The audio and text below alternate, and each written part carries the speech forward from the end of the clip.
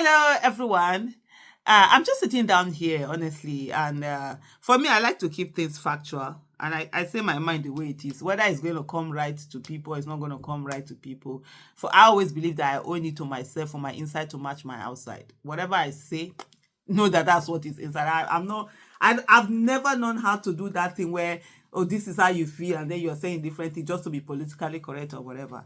And so this message, I'm going to say it. You see this the problem, the suffering that Nigeria is currently going through. Nigerians, I absolutely have no pity for Nigerians or Nigeria. I don't. I'm sorry, I don't. I have no empathy whatsoever for what Nigerians are going through. One of the things I believe in life is that we must take responsibility for our actions. I always do. That's one of the things for me. I'm so grateful for. I do it, all the time. I take responsibility, for my action. And good or bad, I will take it on. And I've learned from it. And it helps because you see this thing and for me I've always said this thing, and this is in relation to my children. And I tell fellow parents, then as a young parent, I see other parents, trying to, sometimes you want your child to do this. I always say to them, look, you cannot want something for someone. Yes, you want your child to be carrying first. Until your child decide that they want to carry first, well, like, you just be killing yourself. You want your child to do this.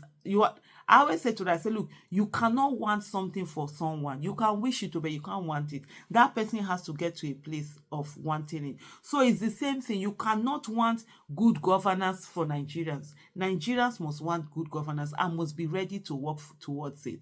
If they are not ready to work towards it, it won't get there. And then sometimes there are certain kind of suffering that you must allow people to go through. People need to go through that, and you can't deny them that experience. I was saying to someone who really cares deeply about Nigeria, who is always so worried about Nigeria, I said, look, you warned Nigerians repeatedly. You told them about the economy. To the extent people mocked your qualification. This is someone who advises what presidents around the world. And she's coming back home and they're insulting her, they're denigrating her, they're doing all sorts of things to her. And I said, look, you have to understand something. Yes, they don't want to learn from your knowledge. They don't want to learn from your experience. They want to experience it to learn from it. Why deny them the experience? So that's it. What we are going through right now is us Nigerians wanting to experience the suffering. And if that's what we want, so who are you to not want people to experience it? It's just like when, like a child, you have a child and there's maybe a lantern somewhere or something. The child keeps trying to touch it. You say, no, don't touch it. It's going to burn you. Don't touch it. It's going to burn you. The child you look away, the child will go and try to. Sometimes you just sit back. I always call it a controlled experience. You do it for your children also. Sometimes you just sit back and allow that child actually touch it. You know it's going to hurt the child, yes, but you need to allow them go through that hurting process for them to actually learn what it is not to touch it. And when they do that, you see, they don't even go near it again. When they see fire, they will even be the one telling every other person, don't go through it. And I think that's what Nigeria currently wants to be at. And the way I see it up to now, Nigerians are not learning anything, or they're rather waiting for God to come and solve their problems. Meanwhile, God has given them everything to be a great nation. You see election, even up to now, elections that are coming on.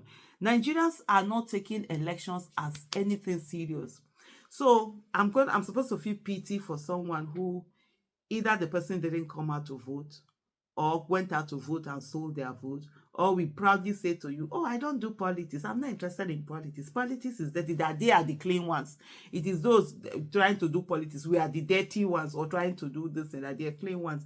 And then the person is coming to tell me that, oh, I have problem. I can't pay school fees. How is that my business?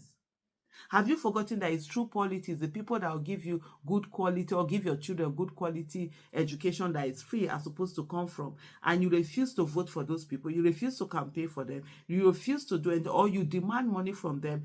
And so he refused to donate to their campaigns. And so the people who eventually get into office are people who come in and loot your money, steal your money, take your money, and use it to pay you. For every 5,000 that any politicians gives to someone, they're going to take 5 million. Yes, for every 5,000, they're going to take 5 million. They're not going to take 50,000, 500. They're going to take 5 million or more for every 5,000 that they give to you. For every 20,000 they give you, they're going to take 20 million and enrich themselves and keep it for the next election and pay you. And so you have sold away your right for whatever reason it is. And it's your business. It's not my business. I can't stop you.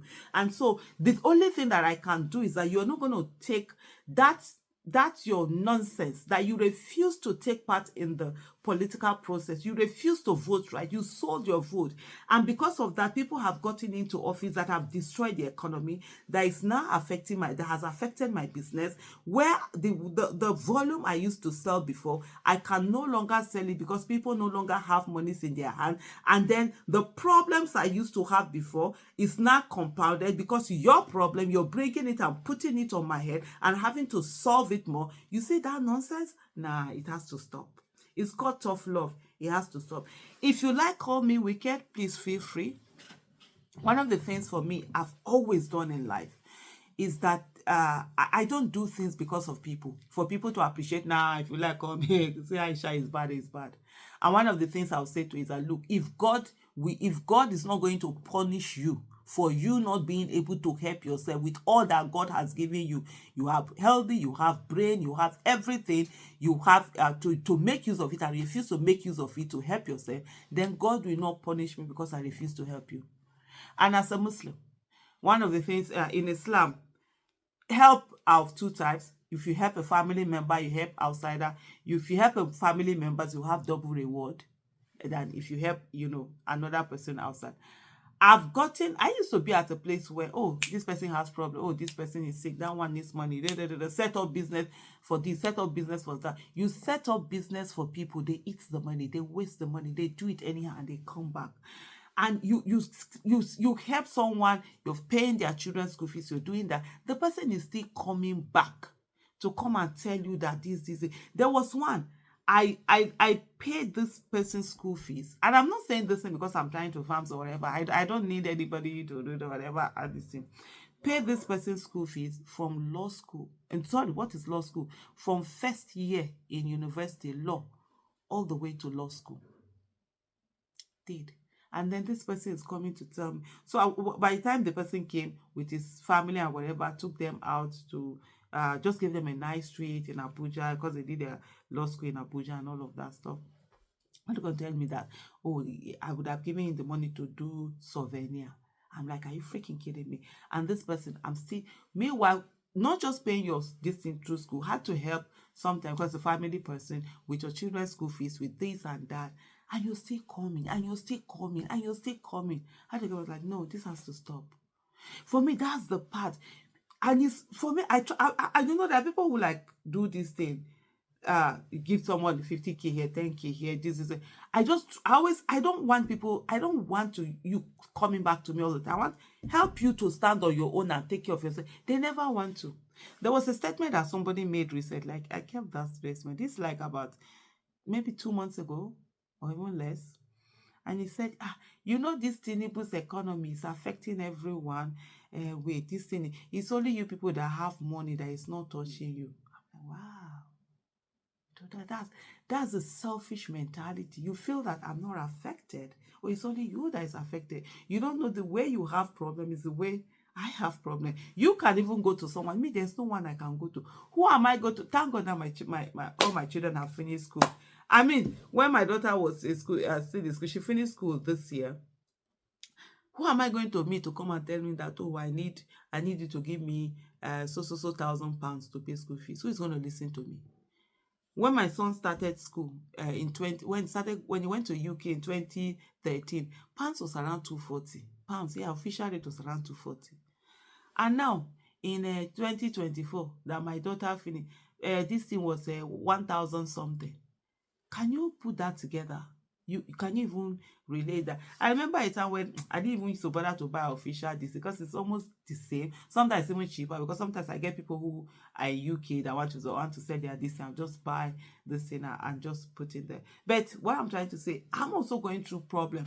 My business has gone down. Thank God for passive income.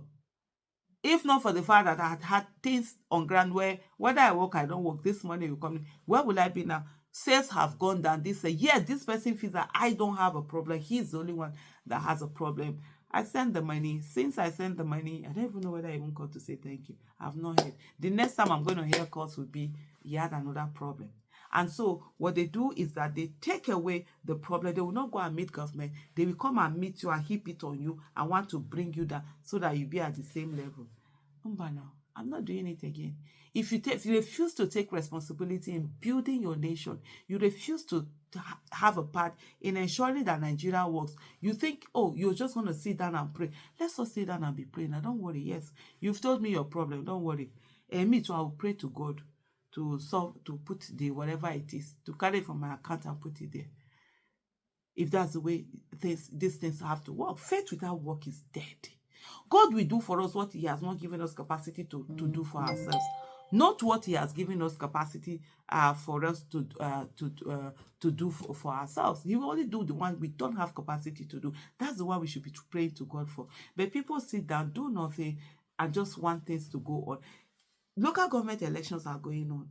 People are coming out to run. Guess what? Nigerians are staying at home. They are not coming out. They are not participating. They say they've already written the result. Who are the people writing the result? Are they not Nigerians? Don't worry. But anyway, we are here. Those that insulted us and said that we are going to suffer. I thought it was only me that was going to suffer the suffer. All of us are suffering the suffering. When we are tired of suffering the suffering, we will get a factory reset. Then we will sit down and put our legs and hands and work for a Nigeria that will work for everyone. Thank you for watching and listening.